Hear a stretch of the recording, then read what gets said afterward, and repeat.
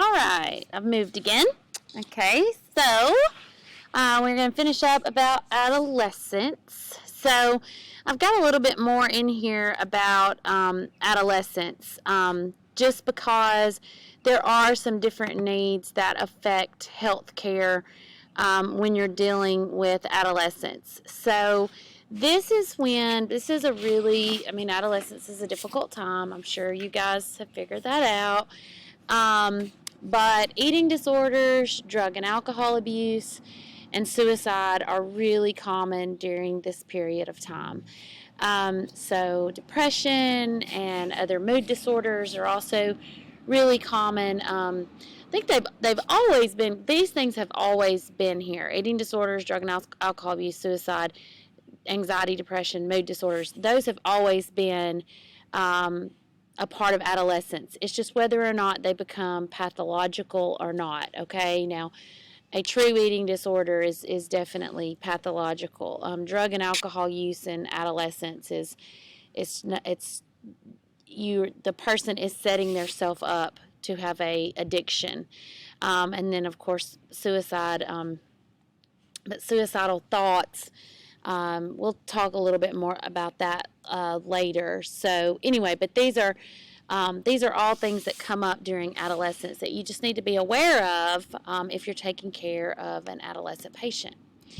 So looking at suicide, first of all, I always put this in here because it's the very first thing that I learned about suicide when I was in nursing school, is that suicide is a universal thought. And what that means is suicide has popped in everybody's mind, okay? So if you have ever thought about killing yourself or thought about that, you're not alone, okay? Everyone has thought that, all right? Now, whether you dwell on it or spend time, that's a whole nother issue, okay? But just the fact that suicide has popped in your mind before, even if it was just for a moment, that doesn't mean that you need to go to the mental hospital, because it is a universal thought. But it is also one of the leading causes of death in adolescence. Most of the time, all of us are looking for a permanent solution to a temporary problem. A lot of the things, if you look back and think about the things that you were upset about last year, I bet now you're like, gosh, I don't know why I was so upset about that, or why that was, why that bothered me so much. So it takes getting through adolescence and into adulthood to think, okay, this is not as horrible as it seems, okay? But adolescents are very impulsive because of hormones and brain development and all those things. And so they look for something really quickly to help them out of what is a temporary problem. It doesn't seem like a temporary problem. It feels like it's going to be a forever problem. But in reality, most of our problems are temporary. So that's why it's so common in adolescence. Most of the time, they give warning signs, though. I don't know of any suicides where there haven't been warning signs. Now, sometimes there aren't, because it was a split-second decision, and they actually go through with it. But most of the time, there are some warning signs. So you can't ever ignore someone saying, I'm just going to go kill myself. If they're joking, but if they're, I don't know, you have to really pay attention to those things. Now, that next part about call for attention, I'm not saying that is, that we should ignore it. Yes, they are trying to say, I need help. That's the attention that they're looking for. So if one of your friends, says this, are they looking for your attention? Yeah, they are, because they need help. Not just because they, are an attention seeker. Now, sometimes they may be attention seeking, but yet again, that attention seeking behaviors are a cry for help. Psychologically, they are a cry for help. So what is the healthcare goal here, or how can healthcare providers even do anything about this?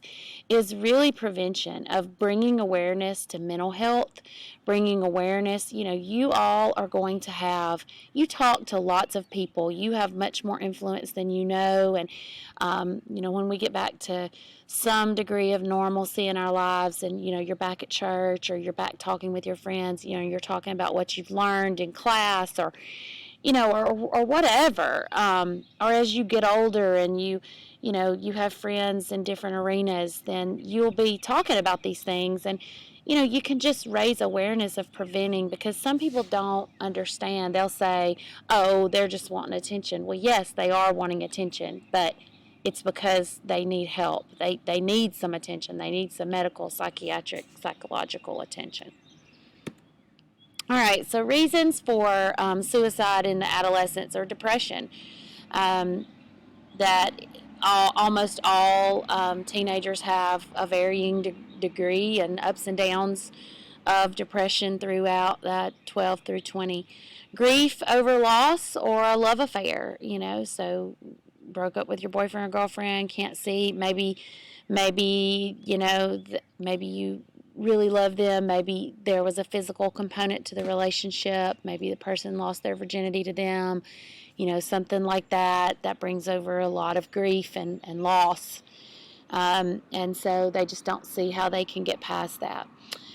Failure in school or society. So I think this has gotten a lot worse in the last few years because of social media.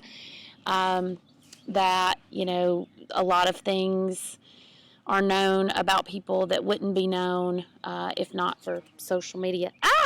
Or get bullied or something like that.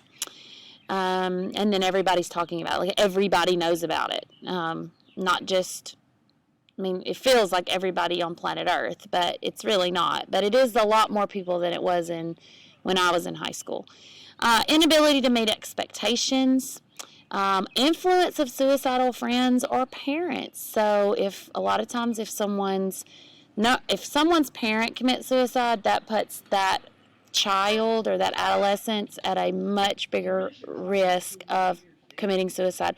But even like if there's 3 or 4 groups, if there's 3 or 4 kids in a group of friends and one of them commits suicide, that puts those other friends at a higher risk for committing suicide.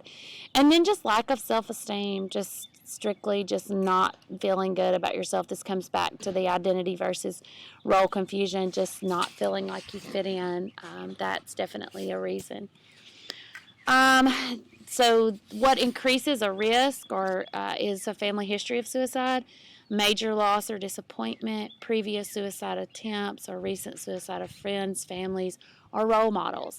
So, it's always very unfortunate when you see a teacher or someone in your community that's a role model commit suicide, because that does have repercussions with adolescents. All right, I will post this video later. I think we've watched some of this before, but I'll post this video. All right, let's go into young adulthood. I forgot to set me a timer, so let me check to see how much time I have. Oh, I've got 6 more minutes. Okay, so young adulthood. Okay, just let me say that, it says 19 to 40, and y'all are thinking, what? How is that all young adulthood? But for those of you that are seniors, or most of you are juniors or seniors, or even 10th graders, so you guys are all probably 16 and up. Let me just say that you are about to enter what I consider the best stage of life. Now, I'm just a little bit out of this, so anyway, but I feel great about my stage of life right now, but young adulthood, you are really going to, and not just because of love relationships, but it'll make sense why I'm saying this in just a few minutes. But this is a great stage of life. So anyway, this slide says that Erikson's stage here is intimacy versus isolation. The major life event is love relationships or close relationships. And this is frequently the most productive stage of life, okay? So this is, when people are extremely productive in what they do. So your physical development is basically complete. This is the prime childbearing time for men and women. And sexual development is at its peak. So everything as far as childbearing, if it's going to work, is working really great during this period of time. Now, for women, it does decline after, 35 and older. But it's, still we're at prime time for childbearing. Mental development. Okay, so our mental development is characterized by independence, making career choices, establishing a lifestyle, like how you're going to live your life, okay? The one that you're still in the process of forming right now. How is that going to be in your family? Or, what are you going to do? How, you've had examples of how your parents and how your family did things, but how are you going to do this for yourself? A lot of times people select a marital partner during this period of time, start a family, and they begin to establish values for themselves. Emotional development. Okay. Let me go back to this slide, and I may have this somewhere else, but the great thing about this time period and why I say it's really a good period of time is because, if you've go into a small school, maybe you were the only person that liked Star Wars.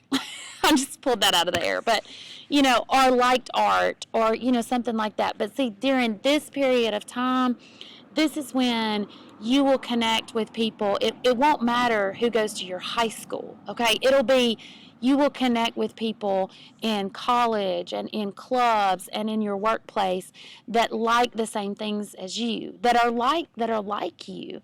So,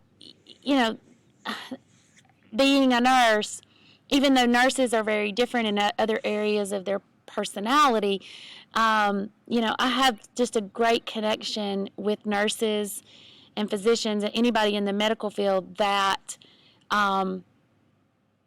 no matter how old they are, okay, no matter where they came from, we have that connection. And it's we like our human nature. We like to feel connected. I think that's why some of you really connect with me, because I'm interested in why you've connected with each other in class, because this is where you're headed, is this thought process of connecting with people over your shared interests, okay? So not just where you go to school, or or what what your last name ends with when you're sat in alphabetical order. You're connected by your common interests. So those are really awesome connections to make, and you'll be friends with people young, you'll be friends with people old, you'll be black, white, green, it doesn't matter, because you share a common connection. Okay, so emotional development. Emotional stresses are related to career, marriage, and family. A strong support system during this period of time is a must. This is a great time, but it's a difficult time as well. Most people are finding satisfaction in their achievements, so this could be for men. This would be in their work achievements. As for women, this could be their family achievements. It can be both. It can be family achievements for man and work for women also. But in finding satisfaction in those, you have to take responsibility for your actions, because there's nobody else you can give it to. You can try if you want, but it's just not really going to work. And learning from your mistakes. Social development. This involves. Hold on. Okay. I'm going to have to stop. Let me say this really quick. Okay, because this is what I said. It involves moving away from peer group. Quick friendships are based on ambitions and interests, not age, and don't always accept traditional sex roles. So there are stay-at-home dads, there are female executives, and there are male nurses. All right. See you next time when we look at, I'll post this video, and then we'll move on to middle adulthood.